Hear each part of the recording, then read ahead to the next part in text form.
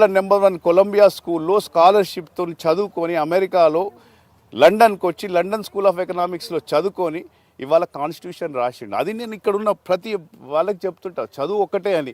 అటువంటి నేను ఇంతవరకు కూడా గ్రామంలో ప్రతి ఒక్కరిని అయ్యా అంట. ఏమయ్యా ఏమయ్యా, నాకు ఆ మాట కంటే రాదు. నా మిత్రులను తప్పితే, నా చిన్నప్పటి క్లాస్మేట్ తప్పితే నా నోట్లకి వెళ్ళి మాట రాదు.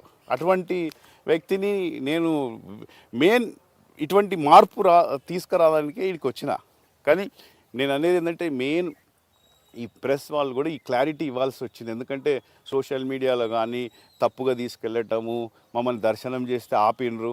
దర్శనం చేయటం నీకు మీ ఇంటి ముందే 40 నిమిషాలు ఆపినరు దేవుని. నువ్వు ఆ రోజు ముగ్గురు వెళ్ళి మీకు నిజంగా భక్తుంటే సారలమ్మ దేవత కొబ్బరికాయ కొట్టి రావాలి. సమ్మక్క దేవత రామందే నువ్వు గద్దె ఎక్కి కొబ్బరికాయలు పట్టుకొని ఎవరు నేను ఎమ్మెల్యేను నేను ఏమన్నా చేసుకుంటా అంటే police has taken as per court order. వాళ్ళకు కోర్ట్ ఆర్డర్ ఫాలో అయినరు. వాళ్ళు చేయకుంటే వాళ్ళ మీద ప్రాబ్లం అవుతుంది. మేము మొదటి నుంచి చెప్పుకుంటూ వచ్చినా. ఎందుకంటే ఇది 50వ సంవత్సరం కాబట్టి చాలా పెద్దగా జరుగుతుంది, ఘనంగా జరుగుతుంది. మళ్ళీ ఇంకోటి మీకు తెలియదు పెద్ద విషయం ఏంటంటే 1976లో మొదటి సమ్మక్క సారలమ్మ జాతర మామిడి తోటలో అయింది. వాళ్ళ దాంట్లో వాళ్ళు ఏమన్నారు, మాకొద్దు ఇదంతా మా భూమి పోతుంది కథ అని చెప్తే తీసుకొచ్చి రెండో జాతర ఇక్కడి నుంచి అయింది. ఇక్కడ అవుతుంది. ఇక్కడ మంచిగా జంపన్న బాగుంటుంది కాబట్టి బాగా కలిసి వచ్చింది. ఇట్లా జరిగిన కొద్దీ దీన్ని జరుపుతున్నాం. ఇది చెప్పేదందుకు మీకు ఈ ప్రెస్ కాన్ఫరెన్స్ పెట్టాల్సి వచ్చింది. ఎందుకంటే సోషల్ మీడియాలో కూడా క్లారిటీ ఉండాలి అని చెప్పాల్సి వచ్చింది. మీకేమన్నా నేను ఇక్కడ ఎమ్మెల్యే ఉండే కాబట్టి ప్రోటోకాల్ ప్రకారమే అమ్మవారి దర్శనం కోసం వస్తున్నాం, కావాలని చెప్పేసి పోలీసులు అడ్డుకోవాలని చెప్పేసి కౌశిక్ రెడ్డి చెప్తున్నారు.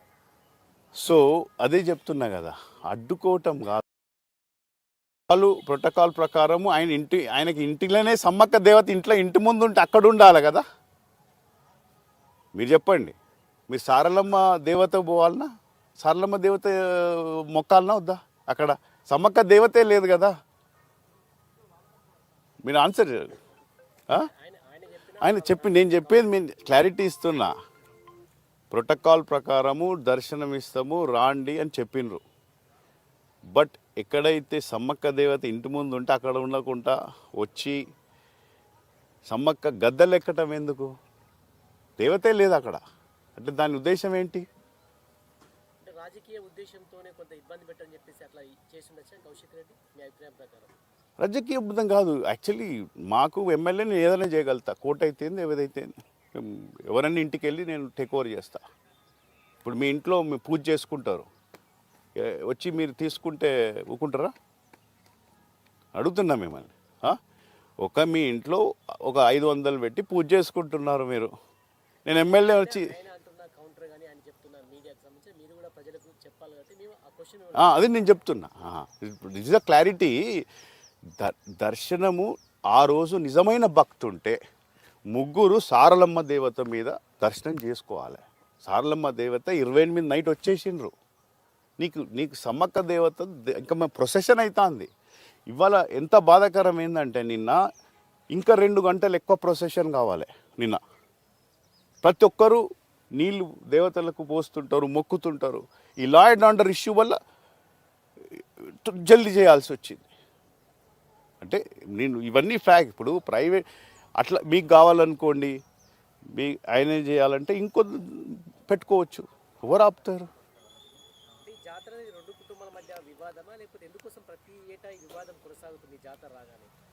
ఇంకా ఏం ఆన్సర్ ఇస్తాను? ఇప్పుడు మీ ల్యాండ్ ఉంటే నేను వచ్చి ఇంట్లో కొడితే నువ్వు వివాదం అంటారా? మాది 48 ఏళ్ళ ప్రాబ్లం లేదు. పొలిటికల్ ఎమ్మెల్యే కాగానే వస్తుంది ప్రాబ్లం.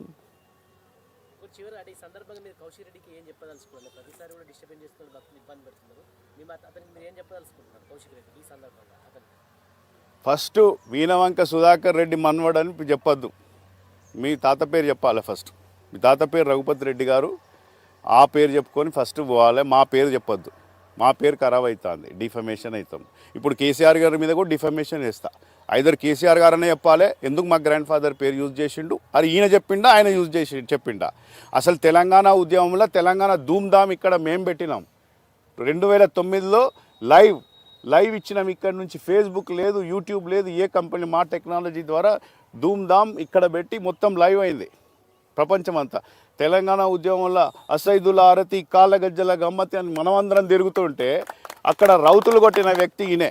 ఇటువంటి వారు రావటం వలన ఆ పార్టీ ఏ పార్టీ అయితే ఆ పార్టీ ఖతమవుతుంది. సో ఏం లేదు, ఇప్పటికైనా ఒక ఎమ్మెల్యే హోదాగా ప్రజలు 2 లక్షల నిన్ను ఎన్నుకున్నారు. పాలిటిక్స్ అంటే ఒక ఇటాలియన్ వర్డ్.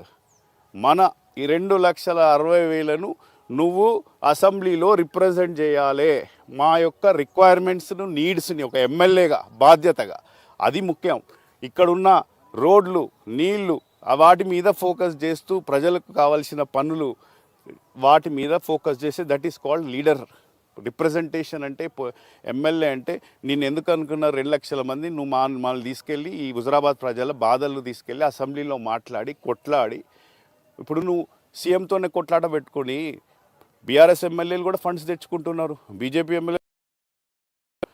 నువ్వు ఆ విధంగా నిన్ను బాధ్యతకరంగా నేను ఎందుకు ఎన్నుకున్నాము, నువ్వు ఫండ్స్ తీసుకొచ్చి డెవలప్ చేస్తామని. అది ముఖ్యంగా ఫోకస్ చేయాలి. కానీ ఈ 2 ఏళ్ళ జాతర, 2 ఏళ్ళకి ఒకసారి జాతర వస్తుంది. మేము మా కుటుంబం ఎప్పుడు చేస్తున్నారు, దాన్ని నువ్వు కూడా రావాలి, పాల్గొనాలి, మంచిగా ఉండాలి, చేసుకొని పోవాలి. కానీ ఇట్లా ప్రాబ్లం చేసి అనవసరంగా లాస్ట్కు కోర్టు ఆర్డర్స్ ధిక్కరిస్తే అదే ప్రాబ్లం అవుతుంది. ఇంకా ఎనీ క్వశ్చన్స్? మీరేమైనా మాట్లాడుతారా? కుమార్ నారాయణ గారు అంటే పర్సనల్గా మాట్లాడిన కాబట్టి చెప్పు.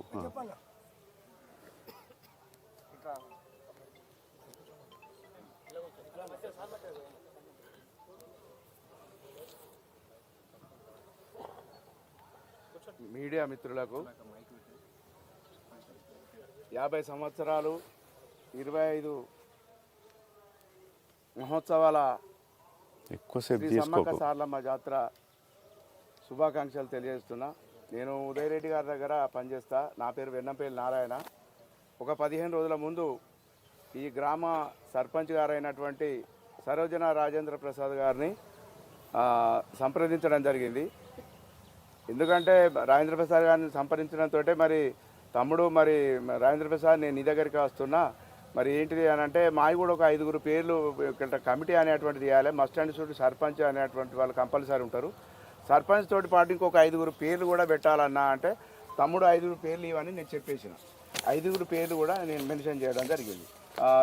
ఇమ్మీడియట్ తెలియపరిచిన తర్వాత మళ్ళీ ఎప్పటికీ మేము కూడా పార్టిసిపేట్ అవుతా ఉన్న తర్వాత సరే అన్నయ్య మా 5 పేర్లు అని తమ్ముడు నేను 5 పేర్లు నేను రాసుకుంటున్నా, ఇది ఉదయ్ రెడ్డి గారికి నేను చెప్తానంటే చెప్పు అన్నయ్య, నేను గ్రామ పంచాయతీకే వచ్చేది ఉండే, మరి మీరు నేను ఇంటికి వస్తున్నా, నాకు మధ్యలోనే కలిసిరని ఒక 5 మిత్రుల సమక్షంలో నేను వారిని అడగడం జరిగింది.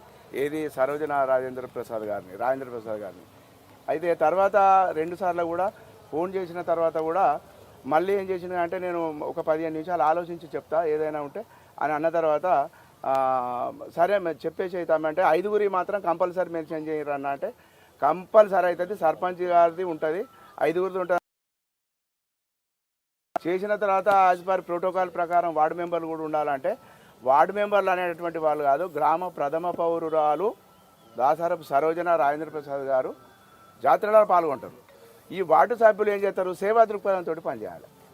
వాళ్ళకు ఎస్పెషల్లీ ప్రోటోకాల్ అంటే ఏముండదు అనేటువంటిది తెలియపరచడం. సరే మంచిదని ఒక 15 నిమిషాల తర్వాత మళ్ళీ చెప్తానని చెప్పడం జరిగింది. ఇప్పటి వరకు అంటే మళ్ళీ ఈఓ గారితో చేయించినాం ఫోన్ ఫార్మల్గా, అంటే ఎండోమెంట్ ఎగ్జిక్యూటివ్ ఆఫీసర్తో ఎస్ఐ గారితో కూడా చేయించడం జరిగింది. కుమార్ ఏమైనా మాట్లాడుతారా?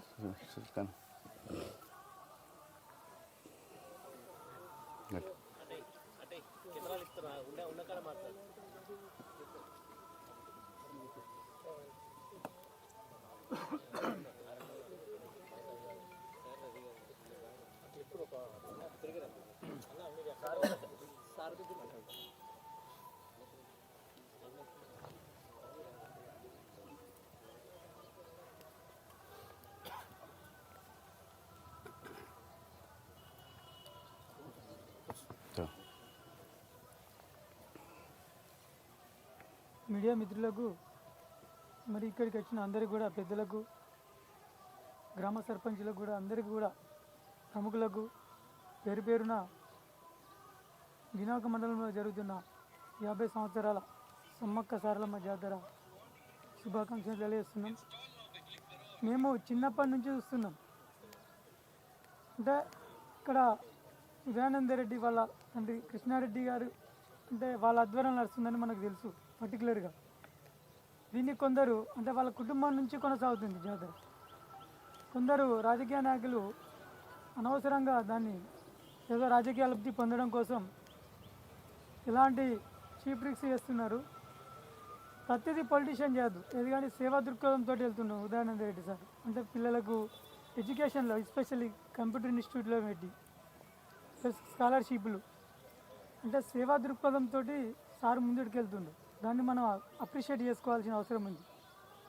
కావున మనం అందరం గమనించి ఇలాంటి విషయాలను కూడా మనం దృష్టిలో ఉంచుకొని మనకు సార్కు అండదానం ఉండాలి.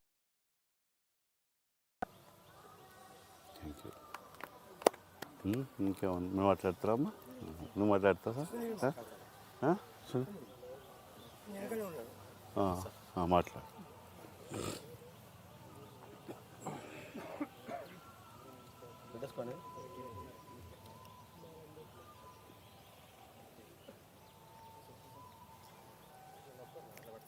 ఇట్లాగా